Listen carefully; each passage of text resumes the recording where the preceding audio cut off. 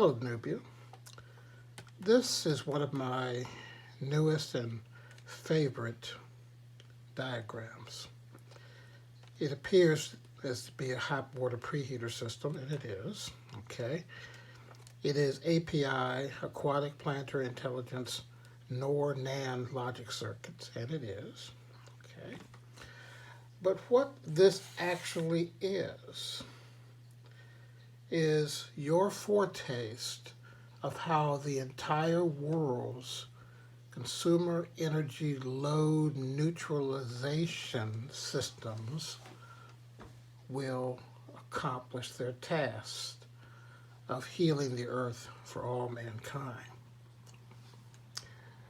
Here we have a hot water preheater system, but in a similar manner using ambient energy science, we're able to produce kinetic energy from ambient energy by the use of thermal energy flowing about a structure from within the Earth back to interstellar space through the grounding, the terrestrial grounding, the correction of planetary power infrastructure repair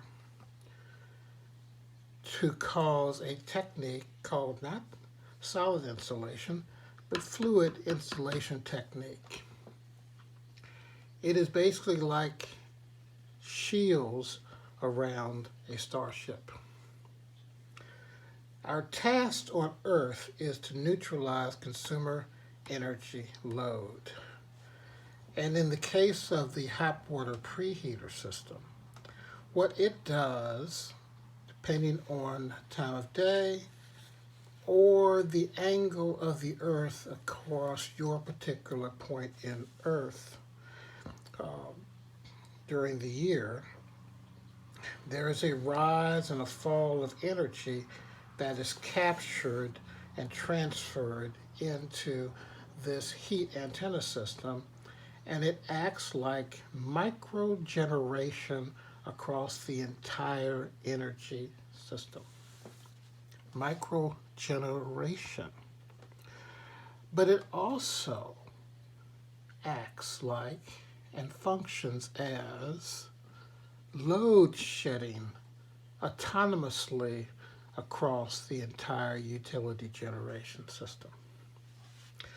Now, what an electrical energy generation system is a vessel that's trying to produce power, and it's moving through the environment, which is the weather.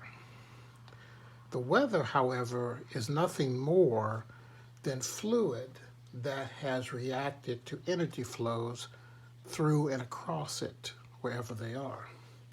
So if you're able to stabilize or autonomously regulate the edges of your power system, in this case, the consumer energy load of your power system, you're able to literally remove load completely from the system depending on your combination of hot water preheater systems that precondition the input water temperature for hot water, or simply neutralize the load at all.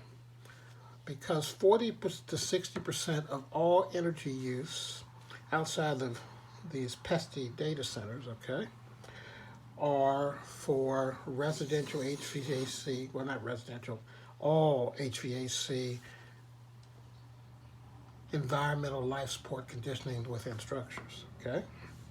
The other 25 to 33% of all energy usage across the grid is for hot water. So between hot water and the comfort of structures, that's the majority of your consumer energy load, and the rest of it is your electronics and that sort of thing.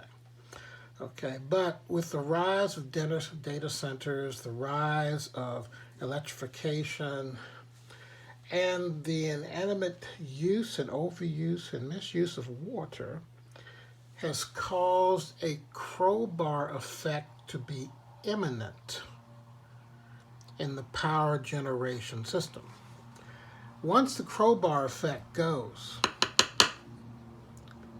your system is down, and it's down hard. It's not going to come up in 15 minutes. It's not going to come up in a day. It's down hard. And then you have to start determining what is going to get serviced.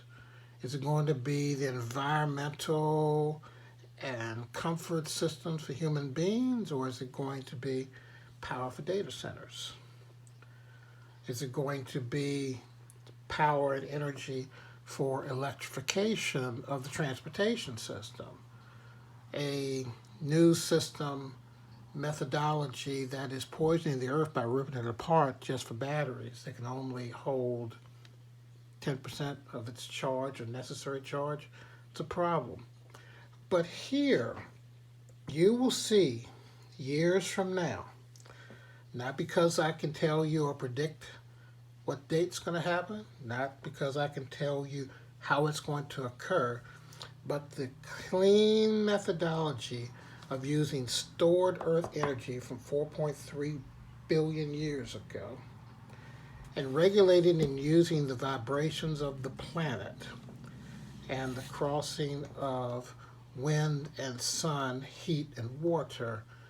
These will be the Earth generation, consumer energy load, neutralization techniques that will safeguard your planet. And in the event of a extinction level event, will save you and your world from destruction.